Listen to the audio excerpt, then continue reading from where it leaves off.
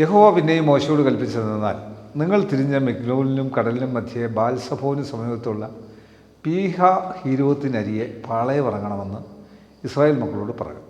അതിൻ്റെ സമീപത്ത് സമുദ്രനരിയെ നിങ്ങൾ പാളയമിറങ്ങണം. എന്നാൽ അവർ ദേശത്ത് ഒഴിലിരുന്നു മരുഭൂമിയിൽ കുടുങ്ങിയിരിക്കുന്നുവെന്ന് ഫറവോൻ ഇസ്രായേൽ മക്കളെക്കുറിച്ച് പറയും. ഫറവോൻ അവരെ പിന്തുടരുവാൻ തക്കവണ്ണം ഞാൻ അവൻ്റെ ഹൃദയം കഠിനമാക്കും. ഞാൻ യഹോവ ആകുന്നുവെന്ന് മിസ്രയീമ്യർ അറിയേണ്ടതിന് ഫറവോനിലും അവൻ്റെ സകല സൈന്യത്തിലും ഞാൻ എന്നെ തന്നെ മഹിമപ്പെടുത്തും. അവർ അങ്ങനെ ചെയ്തു. ജനം ഓടിപ്പോയി എന്ന് മിസ്രയീം രാജാവിന് അറിവ് കിട്ടിയപ്പോൾ ജനത്തെ സംബന്ധിച്ച് ഫറവോൻ്റെ അവൻ്റെ ഭൃത്യന്മാരുടെ മനസ്സ് മാറി. ഇസ്രായേലിയരെ നമ്മുടെ അടിമയിൽ നിന്ന് വിട്ടയച്ചു കളഞ്ഞല്ലോ, നാം ഈ ചെയ്ത് എന്ത് എന്നവർ പറഞ്ഞു.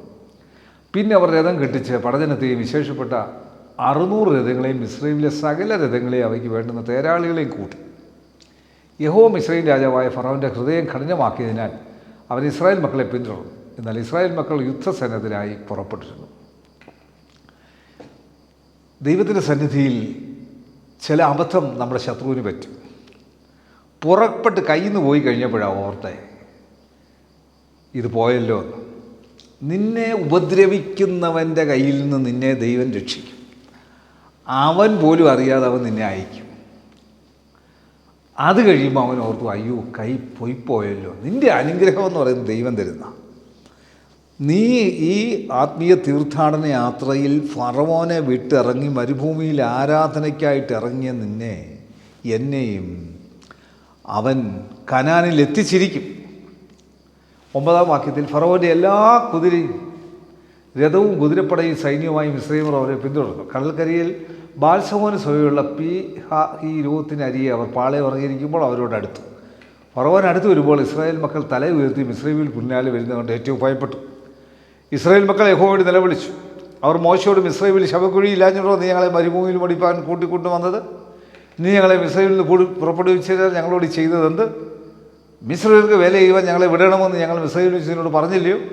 മരുഭൂമിയിൽ മരിക്കുന്നതിനേക്കാൾ മിസ്രയീമിക്ക് വേല ചെയ്യുന്നതായിരുന്നു ഞങ്ങൾക്ക് നല്ലത് എന്ന് പറഞ്ഞു. ഇപ്പോൾ ഈ ജനത്തെ വിടുവിച്ചതിന് ജനത്തിന് വിശ്വാസം പോരാ.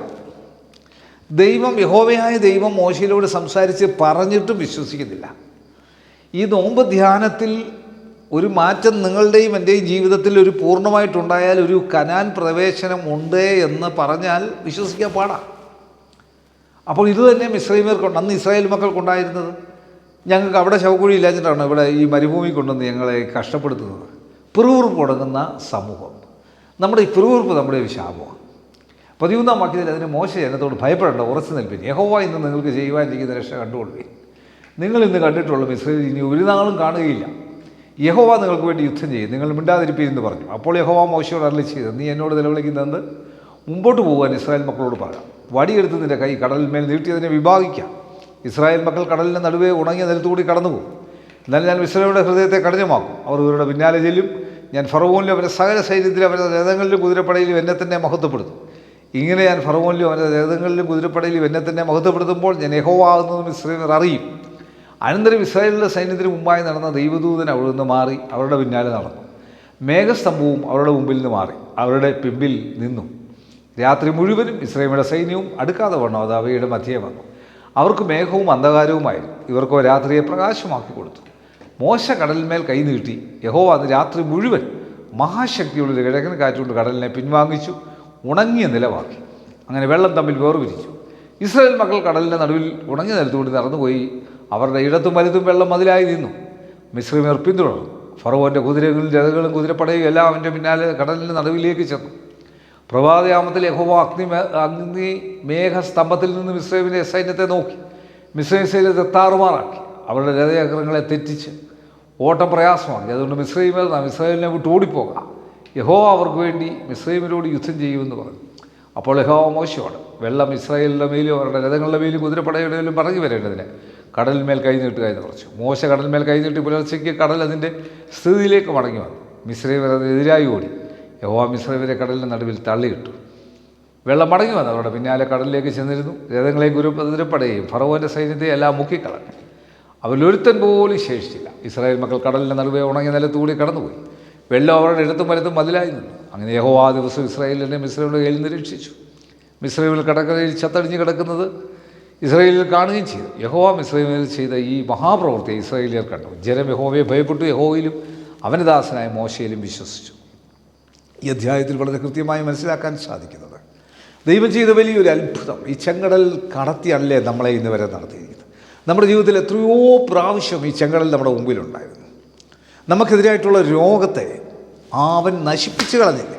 നമുക്കെതിരായിട്ടുള്ള ശത്രു സൈന്യത്തെ, നമ്മളിൽ ഉണ്ടാകുന്ന തടസ്സങ്ങളെ, നമുക്ക് വരാനുമായിരുന്ന നന്മകളെ തകർക്കുന്ന ആ തകർപ്പിനെ ദൈവം തകർത്ത് കളഞ്ഞില്ലേ? എന്നെ നിങ്ങൾ നടത്തി കനാനിലേക്ക് പ്രവേശിച്ചു. ദൈവത്തെ ഭയപ്പെട്ട് മോശയുടെ പ്രമാണമനുസരിച്ച് ഇസ്രായേൽ മക്കൾ നടന്നതുപോലെ നടക്കുവാൻ, യഹോവ കൽപ്പിക്കുന്ന അനുസരിച്ച് നടക്കുവാൻ ഈ നോമ്പുകാലത്ത് ആവശ്യമായ ശക്തി നൽകട്ടെ.